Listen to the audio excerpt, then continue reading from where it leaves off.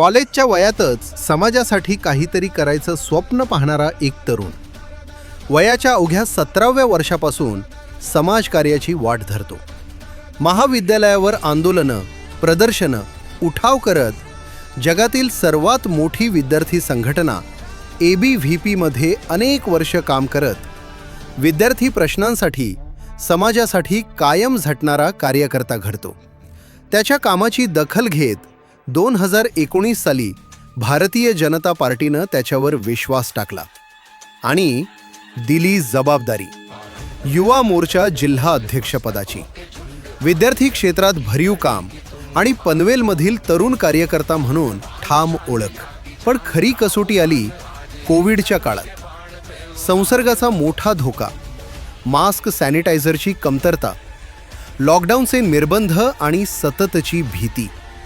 तरीही तो थांबला नाही. अन्न, औषधं, ऑक्सिजन गरजूंपर्यंत पोहोचवत स्वतःचा जीव धोक्यात घालून सेवा केली. कोविडची लस आली तेव्हा गरजूंना मोफत येण्या जाण्याची व्यवस्था केली. स्वतःला मोठा संसर्ग झाला, वडील गेले. मोठा आधार हरपला तरी माणूस थांबला नाही.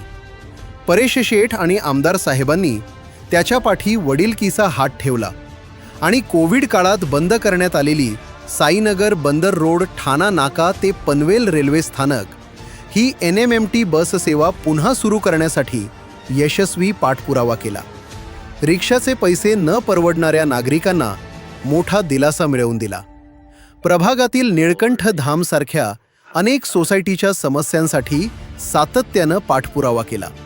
प्रभाग क्रमांक 14 मध्ये अंतर्गत कॉन्क्रीट रस्ते, पथदिवे, गार्डनमध्ये खेळणी, बसण्यासाठी जागा, ज्येष्ठ नागरिकांना विरंगुळा केंद्र उपलब्ध करून विकास प्रत्यक्षात आणण्यासाठी प्रयत्न केले.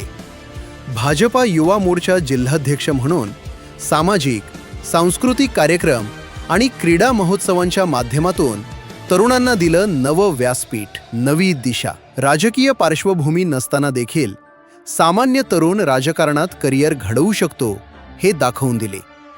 हा सगळा प्रवास घडला लोकनेते रामशेठ ठाकूर, आमदार प्रशांत ठाकूर, सभागृह नेते परेश शेठ ठाकूर आणि जिल्हाध्यक्ष अविनाश कोळी यांच्या मार्गदर्शनाखाली आणि अखिल भारतीय विद्यार्थी परिषदेच्या संस्कारात. आता हा अनुभव, हा संघर्ष आणि ही विकासाची दृष्टी पनवेल महानगरपालिकेत पोहोचवण्यासाठी प्रभाग क्रमांक 14 मधून तो सज्ज आहे. निवडणूक लढवण्यासाठी. नाव श्री मयुरेश पंढरीनाथ नेतकर. काम बोलतंय. आता निर्णय तुमचा.